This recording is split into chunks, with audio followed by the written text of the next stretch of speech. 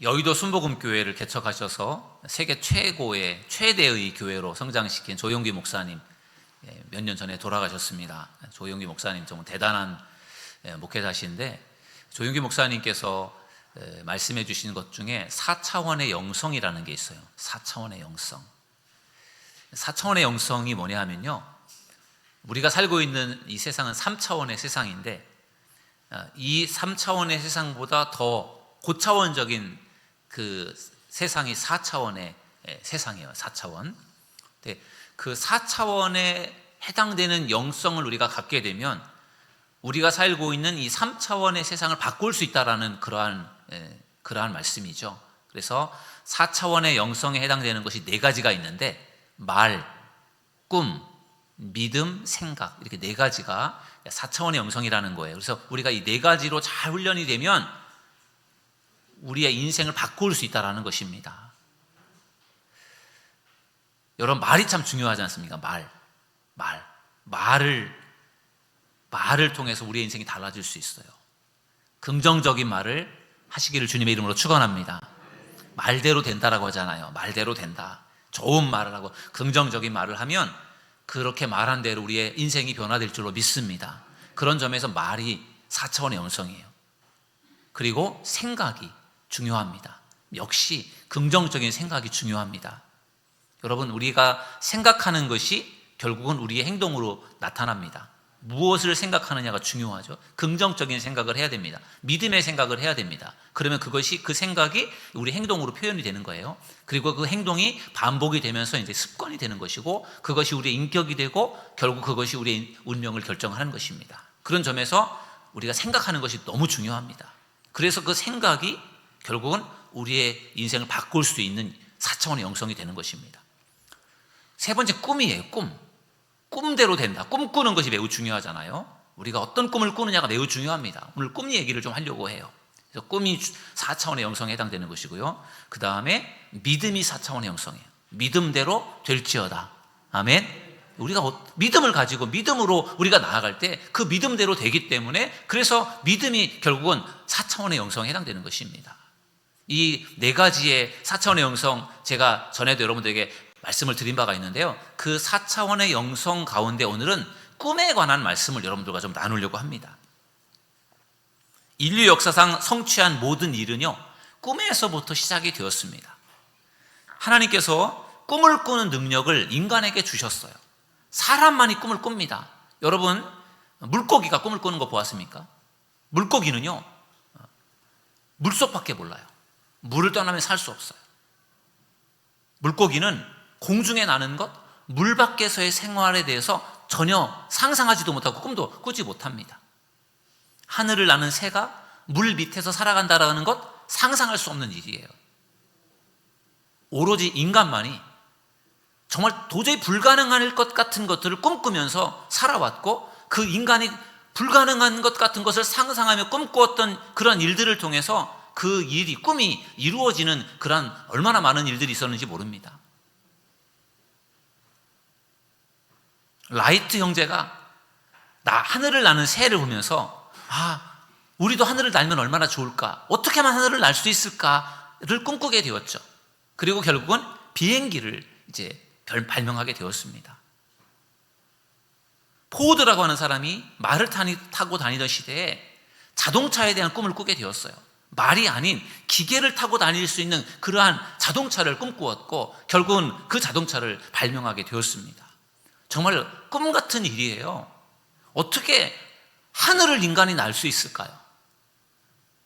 비행기를 개발하기 전에 사람들이 하늘을 날 수 있다라고 하면 정말 정신 나간 사람으로 보았을 거예요. 근데 비행기를 만들어서 하늘을 날고 있지 않습니까? 자동차가 없던 시대에, 걸어다니고 마차를 타고 다닌 시대에 자동차에 대한 꿈을 꾸었던 사람들이 있기 때문에 자동차를 만들어낼 수가 있었던 것입니다. 그런 점에서 모든 성취는 하나의 꿈에서 시작되는 것입니다. 그런 점에서 꿈을 꾸는 것이 매우 중요합니다. 미국 새들백 교회의 릭 워렌 목사님이 꿈꾸는 인생이라고 하는 책을 쓰셨어요.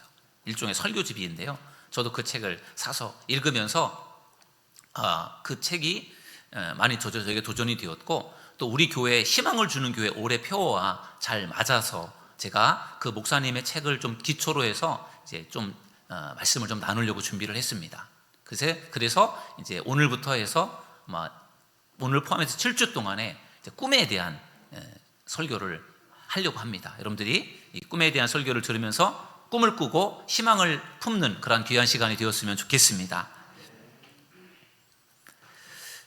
오늘 세 가지로 나누어서 말씀을 드리려고 하는데, 첫 번째는요, 믿음의 사람은 큰 꿈을 꾼다라는 것입니다. 저를 따라하겠습니다. 믿음의 사람은 큰 꿈을 꾼다. 여러분, 큰 꿈을 꾸시기를 주님의 이름으로 축원합니다. 왜냐하면 꿈이 이루어지기 때문에 그렇습니다. 우리가 꿈하면은 성경에서 누가 생각납니까? 요셉이 생각날 거예요. 요셉, 꿈쟁이 요셉. 요셉은 꿈을 꾸는 사람이었어요. 창세기 37장 9절에 보니까 이렇게 말씀합니다. 요셉이 다시 꿈을 꾸고 그의 형들에게 말하여 이르되 내가 또 꿈을 꾼즉 해와 달과 11별이 내게 절하더이다 하니라. 아멘. 요셉이 어린 시절에 꿈을 꿉니다. 어떤 꿈을 꾸었습니까? 형님들의 볕단이 자기의 볕단을 향해서 절을 하는 꿈을 꾸었어요. 그리고 나서 또 얼마 후에 또 꿈을 꾸었는데 해와 달과 별이 자기를 향해서 절을 하는 꿈을 꾼 거예요. 이 꿈은 어떤 꿈일까요? 형제들에게 아니면 많은 사람들에게 높임을 받는 그러한 좋은 꿈이에요. 근데 요셉이 이 꿈을 꾼 이후에 어떻게 됩니까? 그 꿈 이야기를 하면서 아버지에게, 형님들에게 자랑을 하면 할수록 형들이 요셉을 점점 더 미워하게 되죠. 아버지의 특별한 사랑을 받았던 요셉은 형님들에게 미움을 받다가 결국은 형님들이 그 요셉을 너무 미워서 죽이고 싶도록 미워서 죽이려고 합니다. 정말 죽이려고 했는데 반대하는 형제가 있어서 차마 죽이지를 못하고 이제 미디안 상인들에게 돈을 받고 이제 노예로 팔아 넘기게 되었어요. 그래서 요셉이 애굽의 노예로 팔려가게 되지 않습니까? 보디발 장군의 집에서 일하게 되었고 또 억울한 누명을 쓰고 감옥에 갇혀서 억울한 감옥살이를 하게 되고, 어떻게 보면 요셉이 꿈꾸었던 그 모든 꿈들은 완전 물거품처럼 돼버릴 수 있는, 도저히 요셉이 그러한 애굽에서 노예로 팔려가서 살면서 그리고 감옥에 갇혀서 살면서 도저히 그가 사람들 앞에 높여질 수 있는 그러한 일은 일어나지 않을 것 같았어요. 도저히 불가능한 그런 상황이 펼쳐지지 않았습니까? 그런데 그런 상황 속에서도 요셉은 포기하지 않았어요. 자기의 상황이 어떻게 바뀌든 아무리 힘들고 어려운 그런 시련이 찾아오든 상관없이 요셉은요 꿈을 꾸고 포기하지 않았던 것입니다. 그 결과 어떤 일이 벌어졌습니까? 어느 날 애굽의 왕 바로가 꿈을 꾸었는데 그 정말 꿈이 너무 희한하고 너무 궁금한데 아무도 그 꿈을 해석하지 못했죠. 그리고 결국 그 꿈을 요셉이 해석하면서 요셉이 애굽의 총리가 되었습니다. 정말 요셉이 꿈꾼 대로 된 줄로 믿습니다. 정말 꿈이라는 것이 놀라운 것 같아요. 사도 바울은 꿈을 꾸는 사람이었어요. 사도 바울이 다메섹의 예수님을 만난 이후에 이제 핍박자에서 전도자로 변화가 됩니다. 그러면서 그 사도 바울은요 어떤 꿈을 꾸느냐 하면요 이방 사람들에게 복음을 전하고 싶은 꿈을 꿔요. 유대인들은 굉장히 이기적이고 하나님께 택함 받았다라고 하는 선민의식 때문에 자기들만 소중하고 유대인이 아닌 다른 사람들은요 이방 사람으로 무시하고 상종도 하지 않았던 사람들이에요. 그러니까 유대인들이 하나님을 믿고 예수님을 믿으면서 우리가 이 복음을 다른 이방 사람들에게 전해야 되겠다 그러는 것은 아무도 생각하지 않았던 그런 일이에요. 그런데 사도 바울이 예수님을 만나고 난 이후에 하나님께서 그런 마음을 주셨어요. 내가 유대인이 아닌 이방 사람들에게 내가 복음을 전해야 되겠다. 그래서 그 꿈을 품고 사도 바울이 이방 지역에 가서 복음을 전하게 되죠. 사도 바울이요 1차, 2차, 3차, 4차에 걸쳐서 전도행을 14년 동안 진행을 합니다. 다 이방 지역에 사는 거예요. 1차 전도행으로 소아시아, 지금의 터키 지역에 가서 복음을 전했습니다. 2차 전도행으로 또다시 그 소아시아 지역에 가서 복음을 전했습니다. 근데 2차 전도행 중에 성령께서 그 소아시아에 있지 말고 마게도니아로 건너와라, 유럽으로 건너와라, 그렇게 성령께서 비전을 주셔서 사도 바울이 소아시아에서 복음을 전하던 것을 내려놓고 배를 타고 마게도냐로 건너가서 복음을 전합니다. 그래서 마게도냐에 빌립보 교회가 세워지고 뭐 데살로니가 교회라든지 고린도 교회라든지 여러 교회들이 그 2차 전도 여행 때 세워지게 되는 거예요. 사도 바울의 꿈은 소아시아에서 열심히 복음을 전해서 그 소아시아 터키 지역을 복음화시키는 것, 그것이 사도 바울의 꿈이었어요. 근데 성령께서, 하나님께서 소아시아에 머물지 말고 마게도니아로 건너와라, 유럽으로 건너와라, 그렇게 말씀하셨을 때 사도 바울이요 자기의 꿈을 내려놓고 하나님의 꿈을 따라가게 된 줄로 믿습니다. 여러분, 우리가 우리의 꿈을 꾸며 우리의 꿈을 이루는 것도 중요하지만 그것보다 더 중요한 것은 하나님의 꿈임을 믿으시기 바랍니다. 사도 바울이 3차 전도여행도요 2차 전도여행과 거의 똑같은 그 지역을 전도여행을 합니다. 소아시아에서 출발해서 저 마게도니아, 유럽을 통해서 다시 예루살렘으로 돌아오는 그러한 3차 전도여행을 마치게 되고요. 4차 전도여행은 로마에 가서 복음을 전합니다. 당시 로마는 세계 최고의 도시였어요. 로마가 세계를 지배하고 있었습니다. 유대인들도 로마의 어떤 식민지, 로마의 지배를 받고 있는 그런 상황이었는데 사도 바울은 그 로마 세계 최고의 도시에 가서 복음을 전하고 싶은 꿈이 있었던 거예요. 근데 그 당시에 그 예루살렘, 이스라엘 그쪽 혹은 뭐 안디옥 그쪽에서 로마까지 가서 복음을 전한다는 건 이건 보통 어려운 일이 아니었어요. 그래서 사도 바울이 죄수의 신분으로 로마 가이사 앞에서 내가 심판을 받겠다, 재판을 받겠다고 해서 죄수의 신분으로 압송이 되어 로마에 갑니다. 죽을 고비를 넘기면서 로마에 가서 복음을 전하는 그 바울을 보면요, 바울이 정말 얼마나 대단한 그 복음의 열정이 있는 사람인지 알 수 있어요. 결국은 바울이 꿈꾸었던 그 꿈을 이루게 된 줄로 믿습니다. 소아시아 지역에 얼마나 많은 교회가 세워지고 그리고 마게도냐, 유럽의 로마까지 얼마나 많은 교회가 세워졌는지 모릅니다. 결국은 바울이 꿈꾸었던 이방인들에게 복음을 전하는 꿈이 이루어지게 된 줄로 믿습니다. 꿈이 그래서 중요합니다. 저도 초등학교 때 목사님이 되고 싶은 꿈이 있었어요. 목회를 하시는 아버지를 보면서 나도 아버지처럼 목사님이 돼야지, 그런 꿈을 꾸었어요. 그리고 목사가 되어서 지금 목회를 하고 있습니다. 꿈대로 된 것이죠. 청소년 시절에는요, 저희 작은 형님, 그때 육군 장교였는데 저희 작은 형님을 보면서 제가 중고등학교 때 청소년 시절에는요, 나도 장교가 돼야지, 그런 꿈을 꿨어요. 그리고 그 꿈대로 25살에 장교로 이제 임관을 하고 5년 동안 군복무를 했습니다. 그리고 전역을 하고 30살에 강화 인학교회라는 교회에서 목회를 했는데, 그 교회는 6년 전에 교회를 한 60평 정도 되는 교회를 적벽도로 지었는데 6년이 지나도록 몇 가지 하자 때문에 준공을 받지 못하고 있었어요. 그래서 제가 교인들의 간절한 소망이 준공을 받는 것이었고, 그래서 저도 준공 받는 것을 꿈꾸게 되었어요. 그리고 결국은 2년 후에 준공을 받게 되었습니다. 꿈이 이루어지게 된 것이죠. 40살에 사도들교회를 개척했습니다. 그리고 우리 교인들과 함께 꿈을 꾸기 시작했어요. 우리 교회가 성전을 건축하게 해주세요. 그렇게 꿈을 꾸었는데 그 꿈을 꾼 이후에 하나님께서 우리 교회에 지금의 이 가정동 성전을 건축할 수 있도록 인도해 주신 줄로 믿습니다. 꿈이 이루어진 것이죠. 지금도 저는 여전히 꿈을 꾸고 있어요. 그 꿈 중에 하나가 우리 사도들교회가 부흥하는 꿈입니다. 정말 우리 교회가 더 많이 부흥했으면 좋겠는데, 부흥할 것 같다가 부흥을 멈추게 되고, 부흥할 것 같다가 또 멈추고, 이런 일들이 계속 반복이 되었어요. 그러나 여전히 저는 우리 교회를 사랑하고 부흥을 꿈꾸고 있습니다. 여러분들도 우리 교회가 부흥하기를 꿈꾸십니까? 꿈꾸시기 바랍니다. 우리가 꿈꿀 때 하나님께서 분명히 우리 교회를 부흥시켜 주실 줄로 믿습니다. 여러분, 꿈을 꾼다라는 것이 매우 중요해요.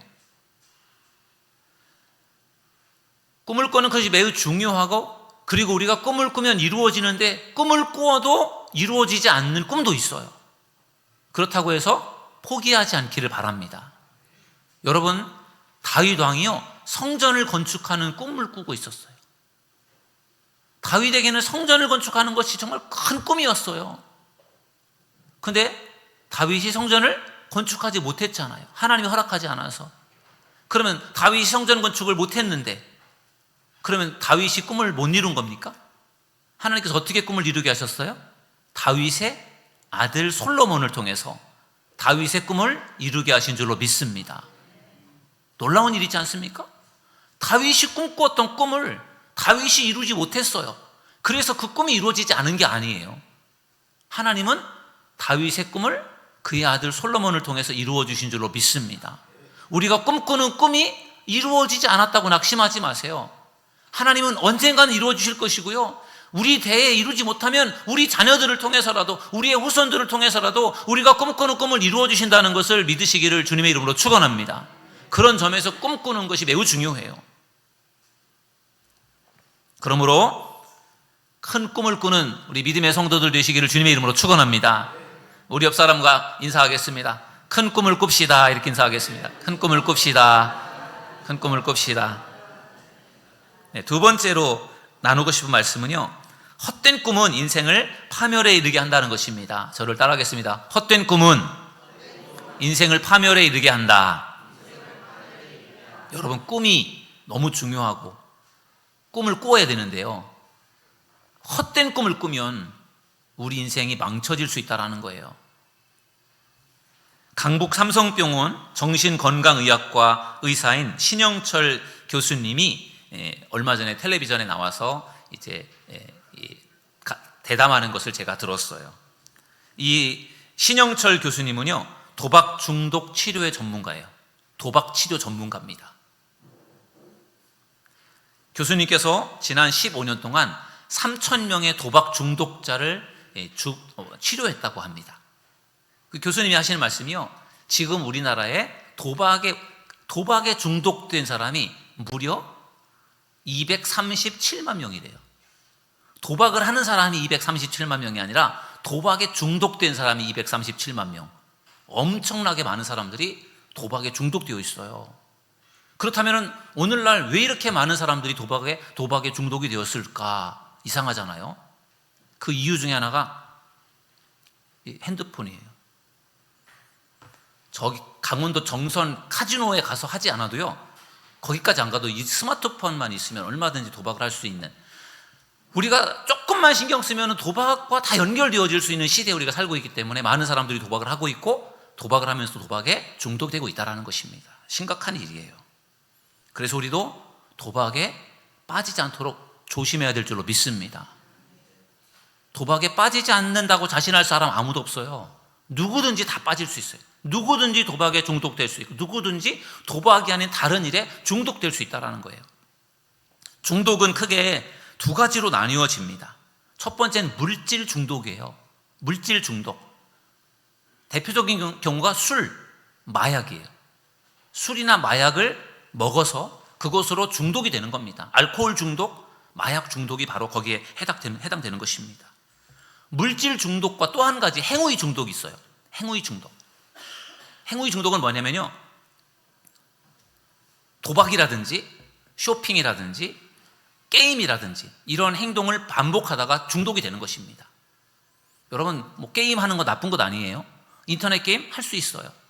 뭐 쇼핑? 저도 인터넷으로 요즘에 쇼핑을 많이 합니다. 뭐 여기저기 다니면서 살 필요 없이 인터넷에서 이렇게 쇼핑하면 간단하니까요. 하루면 오니까 인터넷으로 쇼핑하는 거 뭐 문제될 거 없어요. 도박? 뭐 가끔씩 도박 뭐 할 수도 있어요. 근데 문제는 그 중독이 되면 문제가 된다는 거예요. 중독은 뭐냐면요, 내가 도박을 하다가, 내가 쇼핑을 하다가, 내가 또 게임을 하다가 거기에 중독이 된 사람의 특징은 뭐냐면요, 그것 때문에 일상생활이 안 되는 거예요. 가끔씩 해서 일상생활에 아무 문제가 없는 게 아니라 이제는 그 일 때문에 일상생활이 안 되는 겁니다. 인터넷 쇼핑을 너무 많이 하니까 그것 때문에 일상생활이 안 돼요. 인터넷 게임에 빠져서 그것 때문에 막 밤을 새면서 게임을 하다 보니까 일상생활이 안 되는 거예요. 도박 때문에 일상생활이 안 되는, 그게 중독이라는 거예요. 지나칠 경우에 결국은 중독에 빠지게 된다는 것이죠. 중독은 뇌가 즉각적인 보상이 주어질 때 일어난다고 해요. 즉각적인 보상이 주어질 때 중독이 일어난대요. 그래서 빠른 승부가 주어지는 도박일수록 중독성이 강하답니다. 결과가 빨리빨리 나와야 거기에 중독이 빨리 된다는 거죠. 그래서 대표적인 도박이 뭐예요? 카지노라는, 빠찡고라고 하나요? 카지노, 빠찡고가 대표적인 도박인데 왜 사람들이 거기에 빠지느냐면요, 그거는 간단해요. 그냥 보통만 띵 누르면 뜨르르륵 띵동 하면서 뭐 당첨이 되든지 아니면 안 되든지, 이게 순식간에 결정이 난다라는 거죠. 그러니까 사람들이 거기에 빠져든다라는 거죠. 결과가 빨리빨리 나오는 그러한 도박일수록 중독에 잘 빠진다고 합니다. 중독에 영향을 주는 호르몬이 있어요. 도파민이라는 호르몬이에요. 이 도파민이라는 호르몬이 뇌에서 이제 분비가 되는데, 이것은요, 쾌락과 보상에 영향을 주는 호르몬이 도파민이라는 호르몬이에요. 이 호르몬이 나오면서 기분이 좋아진다라는 거죠. 내가 어떤 일을 해서 기분이 좋다라고 할 때 내 몸에서 도파민이라는 호르몬이 나오고 있는 거예요. 그래서 그것 때문에 기분이 좋아서 내가 그 행동을 다시 반복을 하게 되는 것이고, 그러다가 그것이 지나칠 경우에 중독이 되는 거라고 합니다. 중독이 무서운 이유 중에 하나는요, 큰 자극을 맛보게 되면 그 다음에는요, 작은 자극에는 별로 반응을 안 한다라는 거죠. 이 큰 자극에 의해서 내 도파민이라는 이 호르몬이 나오는데, 그러면 큰 자극으로 나왔다면 이제는 나중에는 작은 자극으로는 이게 안 나온다는 거예요. 작은 자극으로는 이제 기분이 안 좋아지는 거예요. 그러니까 점점점 더 세게, 강하게 그렇게 갈 수밖에 없으니까 더 깊이 중독에 빠져들 수밖에 없게 되는 것이죠. 어떤 회사원이 도박을 해서요, 일주일 만에 5억을 벌었답니다. 5억을 땄어요. 대단한 일이잖아요. 5억을 땄으니까 얼마나 기분이 좋았을까요? 행복했을 것 같아요. 근데 사실은 그것이 그 사람에게는 불행의 시작이었다고 합니다. 일주일 만에 5억을 따보니까요, 그 다음에는 회사 생활이 제대로 안 되는 거예요. 회사에 가서 열심히 일을 해서 한 달 만에 봉급을 300만 원을 받았어요.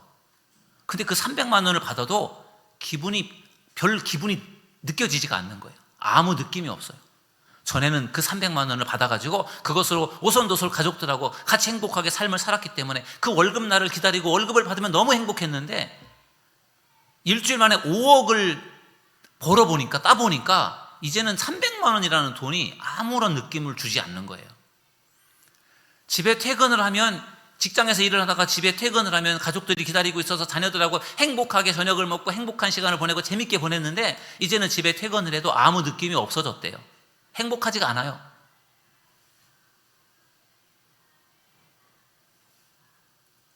일상적인 삶이 그에게는 전혀 도파민을 나오게 하지 않은 거예요. 그래서 결국 그 회사원은 그 도파민이 나오는 곳을 또 찾아가는 거예요. 도박장을 또 가는 거죠. 카지노를 또 하는 거예요. 그러다가 결국은 모든 재산을 다 날리고 탕진하게 되었답니다. 5억을 따서 좋아했지만 사실은 모든 것을 다 잃게 되었다는 것이죠.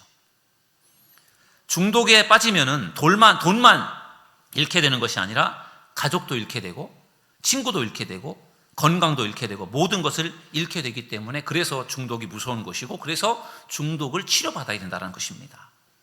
이 신영철 교수님이 중독에 대한 말씀을 마무리하면서 성숙에 대한 이야기를 했어요. 성숙한 것이 중요하다라고 하면서 무슨 말씀을 하셨냐면요, 성숙하다라는 말은 기다릴 줄 아는 능력이다라는 말을 했어요. 좀 참고 기다릴 수 있는 능력이 성숙함이래요.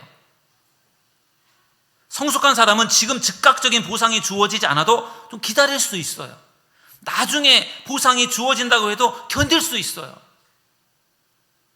뭔가 자기를 조절할 수 있는 능력을 가지고 있는 사람이 성숙한 사람이에요. 그런데 미숙한 사람은 그게 조절이 안 됩니다. 빨리 뭔가 결정이 되어져야 되니까 불안한 거고, 그리고 나중까지 못 기다리는 거예요. 어떤 사람이 학교를 잘 다니고 있어요. 직장 생활을 잘 하고 있어요. 그러면서 일상을 잘 유지하고 있어요. 그러면 그 사람은 중독자가 아니에요. 반면에 학교를 다니긴 하는데, 직장을 다니긴 하는데 일상이 안 되는 거예요. 불안하고 뭔가 일이 안 되는 거예요. 그 사람은 무언가에 중독이 되어 있는 사람이라 볼 수 있는 것이죠. 여러분, 성경에 이런 말씀이 있어요. 잠언 14장 12절인데요. 어떤 길은 사람이 보기에 바르나 필경은 사망의 길이니라. 아멘. 어떤 길은 얼핏 보면 바른 길처럼 보여요. 아무 문제가 없어 보여요. 올바른 길처럼 보여요. 그런데 그 길은 사망에 이르는 길이랍니다. 여러분, 도박? 내가 도박을 해서 내가 좀 돈을 좀 따봐야 되겠다? 그런 꿈을 꿀 수 있잖아요. 그야말로 헛된 꿈이에요. 그 교수님이 그러더라고요. 어떤 사람이 아까 5억을 땄다고 했잖아요. 그러면 도박장이, 어떤 사람이 5억을 따갔으니까 도박장이 망할까요? 아니에요. 5억을 따간 사람이 있으면 반드시 5억 이상을 잃는 사람이 있기 때문에 망할 수가 없다는 거예요.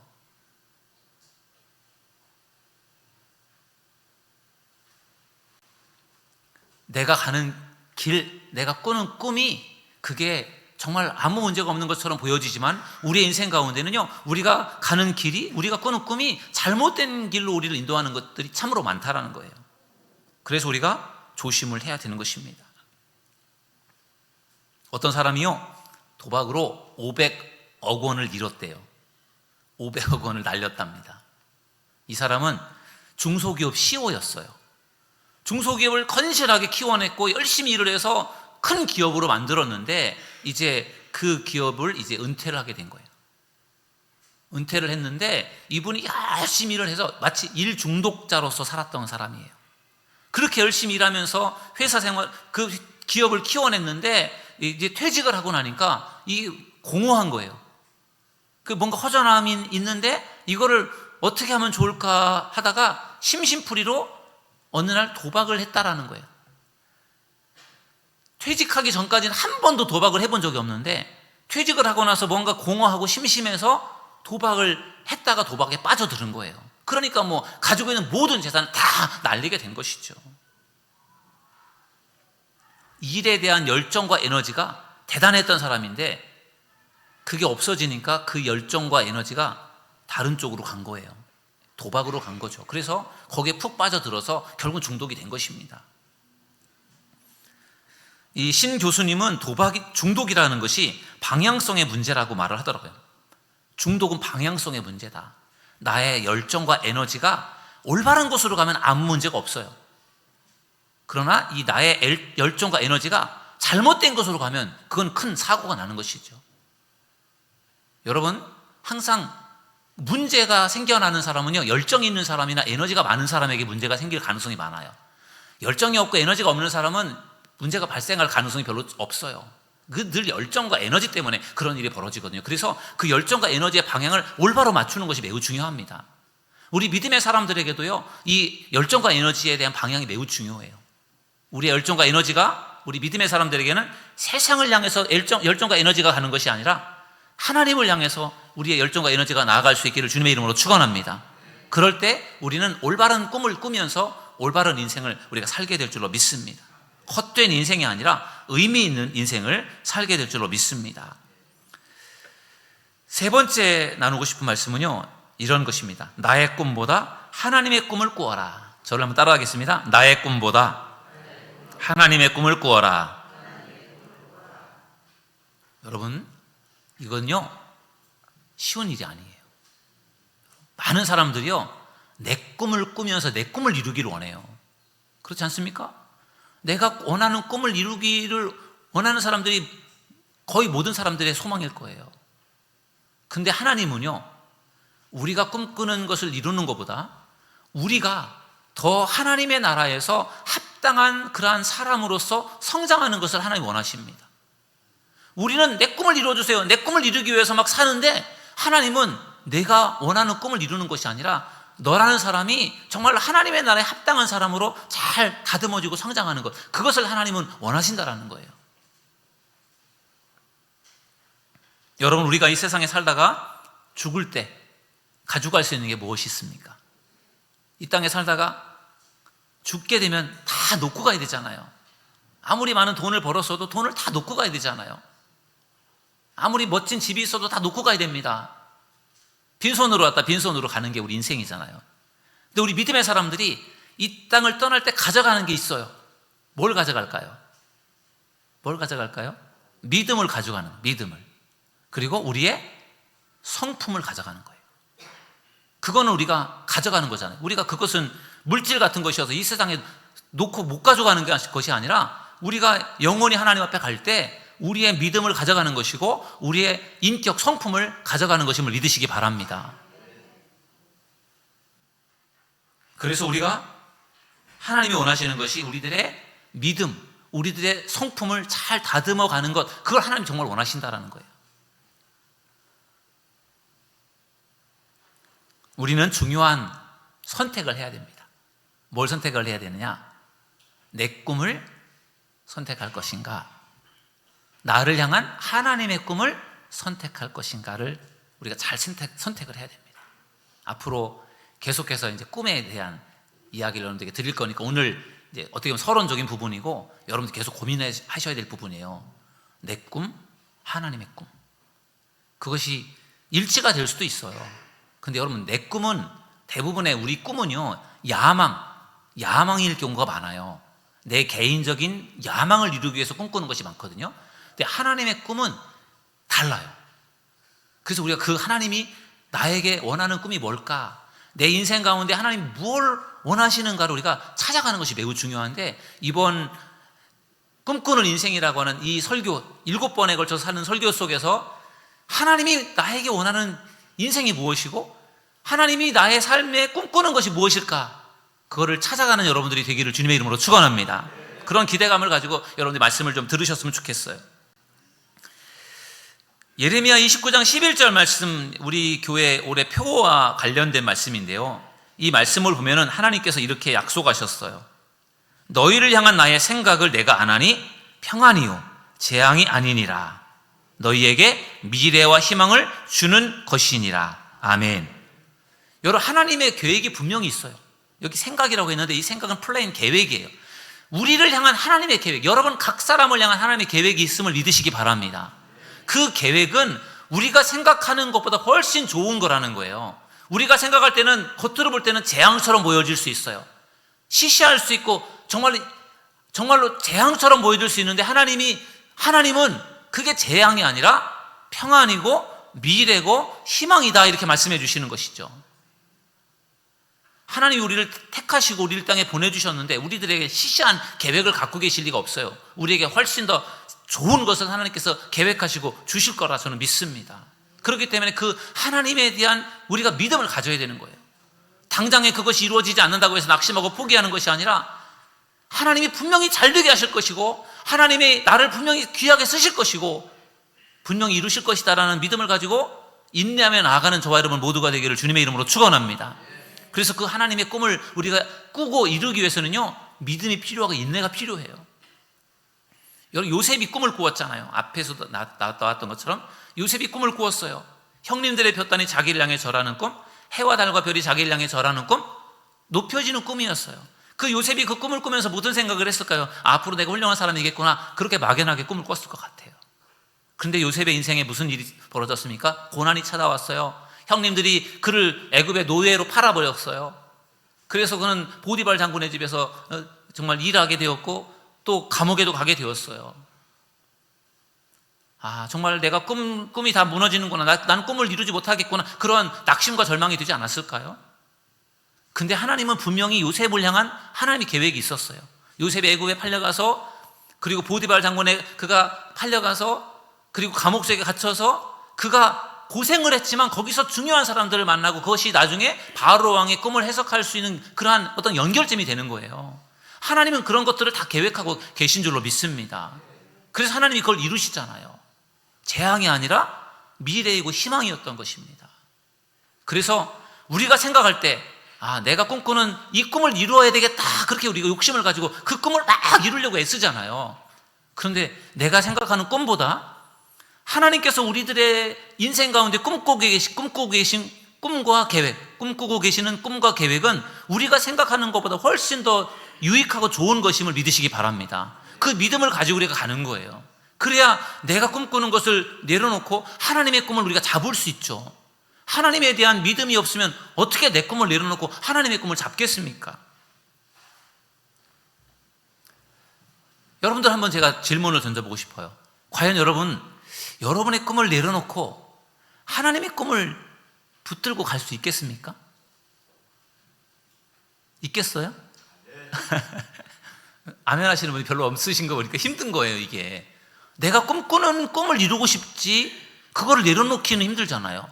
하나님의 꿈 뭔지도 잘 모르겠는데 내가 내 꿈을 놓고 그 꿈을 잡는다라는 게 이게 믿음이 없어서 이게 힘들 수 있어요. 그렇지만 여러분, 하나님을 우리가 믿고 신뢰한다면 내 꿈보다 하나님의 꿈이 훨씬 중요하고, 하나님이 분명히 여러 가지 통로를 통해서 하나님의 꿈을 나에게 분명히 가르쳐 주실 것을 믿으시길 주님의 이름으로 축원합니다. 그리고 우리가 그 꿈을 확신하며 그 꿈을 붙들고 가는 거예요. 제가 어렸을 때 목사가 되는 꿈을 꾸었잖아요. 제가 목사가 돼서 돈을 벌어서 유명해지려고 하는 그런 개인적인 욕심 때문에 제가 목사가 되려고 한 게 아니에요.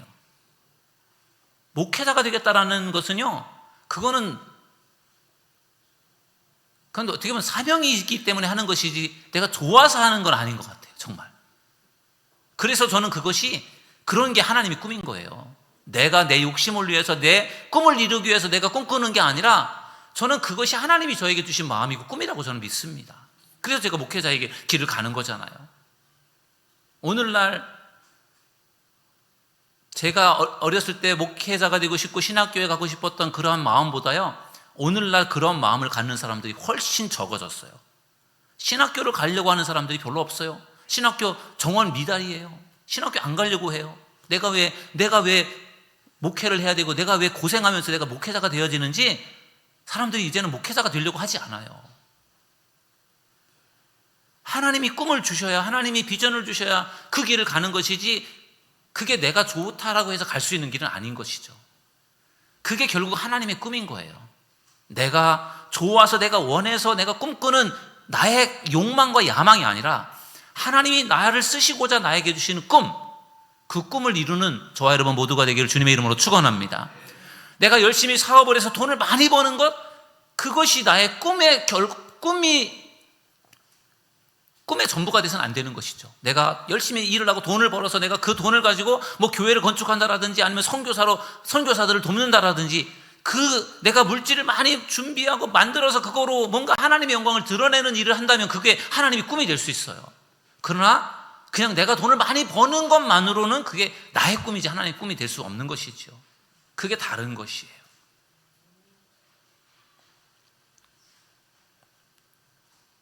내 꿈을 내려놓고 하나님의 꿈을 따라간다라는 것은 쉬운 일은 아닐 것입니다. 그러나 앞으로 우리가 이 말씀을 들으면서 우리가 그런 마음을 품고 그런 믿음을 가지고 한 걸음 한 걸음을 내디딜 수 있는 저와 여러분 모두가 되기를 주님의 이름으로 축원합니다.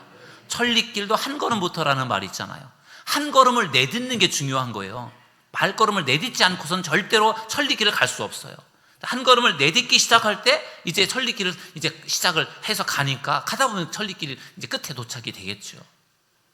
내 꿈을 내려놓고 하나님의 꿈을 내가 붙든다라고 하는 것이 쉬운 일은 아니지만, 그게 하나님의 계획에 내가 생각하는 것보다 훨씬 크고 놀라운 계획이 있다는 것을 믿고 우리가 나아간다면, 내가 그 하나님의 꿈을 내가 찾아가야 되겠다, 내 하나님의 꿈을 따라가야 되겠다, 그 믿음을 가지고 우리가 발걸음을 내딛는다면 하나님께서 반드시 하나님의 꿈을 알게 하시고 그 꿈을 이루도록 역사하실 줄로 믿습니다. 하나님의 계획은 재앙이 아니라 평안이고 미래이고 희망을 주는 것이라고 했어요. 그 믿음을 가지고 하나님을 신뢰하며 나아가는 저와 여러분 모두가 되기를 주님의 이름으로 축원합니다. 오늘 이제 하나님의 꿈에 대한 말씀을 시작하면서요, 믿음의 사람은 큰 꿈을 꾼다라는 말씀을 나눴어요.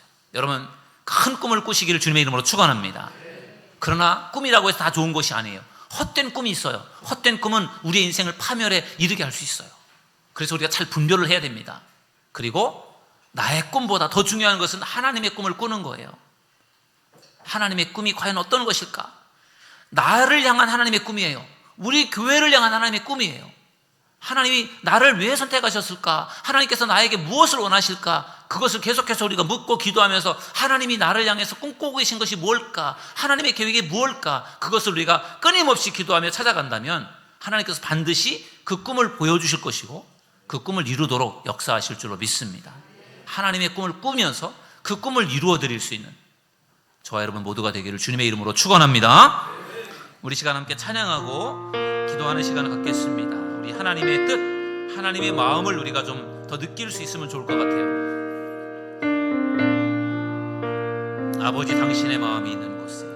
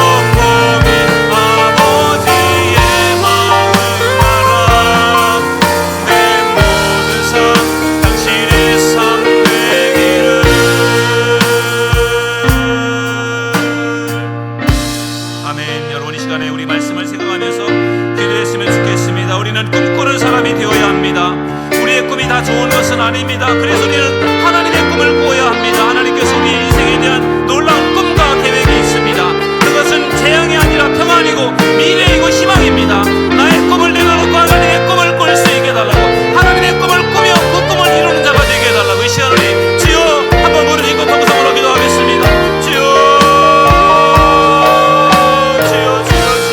저희들 꿈을 꾸는 자가 되기를 원합니다. 주여 저희들 하나님 꿈을 꾸며 그 꿈을 이루어 가는 우리 믿음의 사람들 되게 원합니다.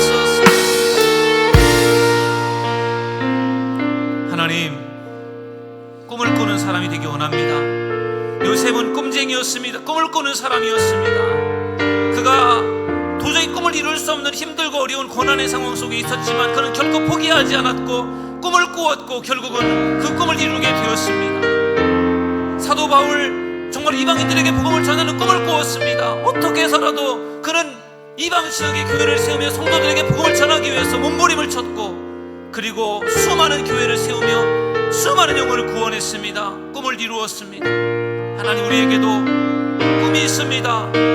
주여, 인간의 욕심과 야망이 아니라 하나님의 꿈을 꾸는 자가 되기 원합니다. 그 하나님의 꿈을 이루어드리는 자가 되기 원합니다.